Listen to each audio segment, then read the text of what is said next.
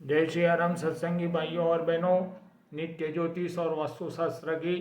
नई जानकारी देने के प्रयास में आज पुनः एक बार गुरुदेव अर्थात बृहस्पति देव के रत्न, जिसे हम पुखराज या टोपास के नाम से जानते हैं, ज्योतिषीय गणना अनुसार किन जातक या जातिकाओं को पुखराज पहनना चाहिए, वह जानकारी देने का मैं प्रयास करता हूँ।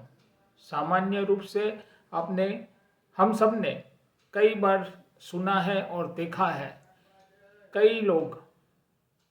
बिना सोचे समझे बृहस्पति देव अर्थात गुरु महाराज का रत्न, जिसे हम पुखराज के नाम से जानते हैं, पुखराज धारण कर लेते हैं। सामान्यतः लोगों के मन के अंदर एक धारणा ऐसी भी है कि गुरु महाराज का रत्न बिना सोचे समझे, बिना जन्म पत्रिका विश्लेषण किए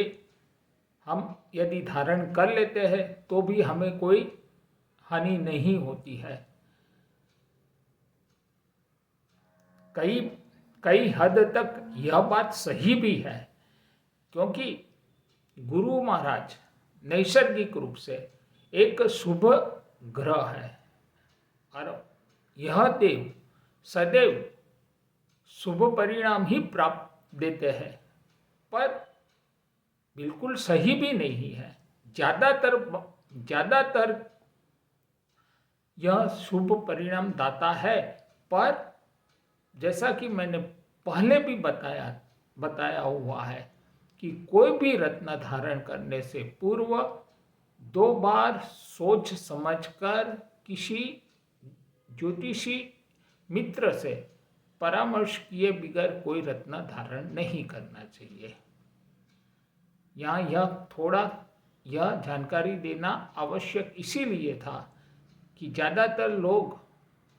गुरु महाराज का रत्न बिना सोचे समझे धारण कर लेते हैं, इसीलिए यह बात मैंने आपसे साझा करने का प्रयास किया। बात करते हैं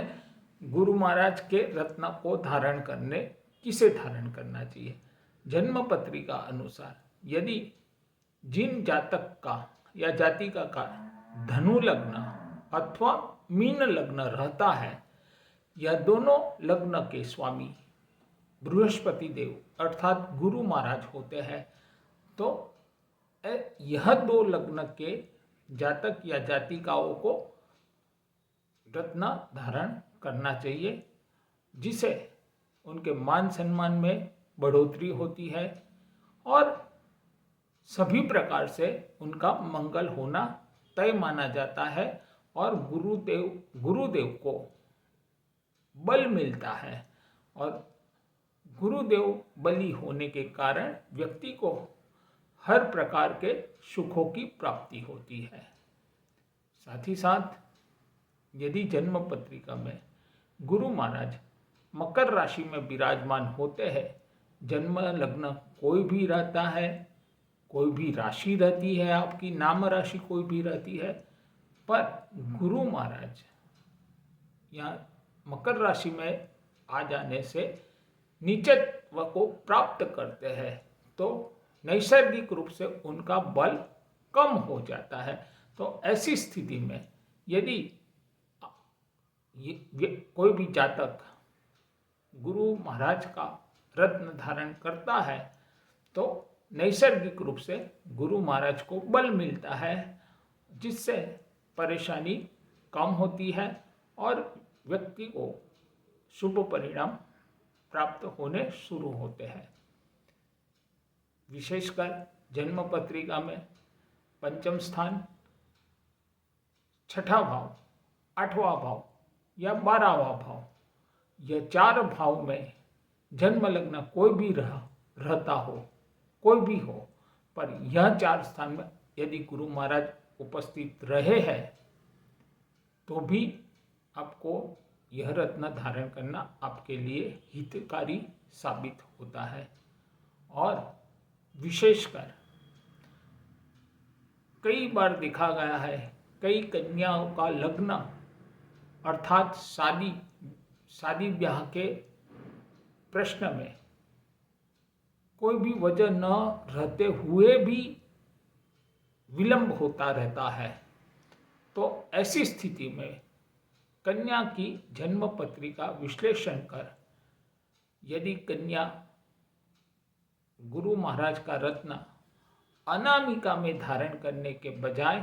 तर्जनी उंगली में धारण करती है तो निसंदेह शादी ब्याह के प्रश्न में शुभ परिणाम अवश्य प्राप्त होता है, क्योंकि शादी और ब्याह का मामला जो है सीधा सीधा गुरु महाराज की कृपा के बिना यह संभव नहीं हो पाता है। तो कहने का तात्पर्य यहाँ पर सिर्फ इतना ही है कि ऐसी स्थिति में निसंदेह वह कन्या को लाभ प्राप्त होना तय है। इसके अलावा अगर व्यक्ति किसी भी प्रकार की नज़र दोष जिसे हम कहते हैं, किसी ऊपरी हवा कहते हैं, या अन्य जीवन में किसी भी प्रकार से परेशान चल रहा है, कोई उसे रास्ता दिखाई नहीं दे रहा है, व्यक्ति को मुख्य रूप से 3 ही परेशानी होती है: आर्थिक परेशानी, मानसिक परेशानी और शारीरिक परेशानी। तो ऐसी स्थिति में भी यदि व्यक्ति गुरु महाराज का रत्न धारण करता है तो पुनः मैं कहता हूँ, गुरु महाराज एक नैसर्गिक रूप से अत्यंत शुभ देव अथवा ग्रह होने के कारण हमेशा जातक का शुभ ही सोचते हैं और उन्हें शुभ ही फल प्राप्त करवाते हैं। तो ऐसी स्थिति में भी आप यदि पुखराज धारण करते हैं तो निसंदेह आपको लाभ प्राप्त होता है। और विशेषकर जो मित्र शिक्षा के व्यवसाय से जुड़े हुए हैं, चाहे फिर वह प्राथमिक शिक्षक हो या कॉलेज के प्रोफेसर के लेवल के टीचर हो, यहाँ कहने का तात्पर्य इतना ही है कि शिक्षा के से जुड़े हुए शिक्षक गण जिसे हम कहते हैं, गुरु गण जिसे हम कहते हैं, ऐसा कार्य करने वाले, साथ ही साथ जिसे हम दैनिक जीवन में उपयोग में लेने वाली चीज वस्तुओं का व्यापारी अर्थात प्रोविजन स्टोर के प्रकार के व्यापारी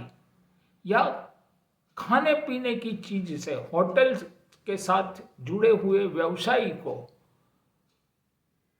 गुरुदेव का रत्न धारण करने की भी सलाह दी जाती है। और यदि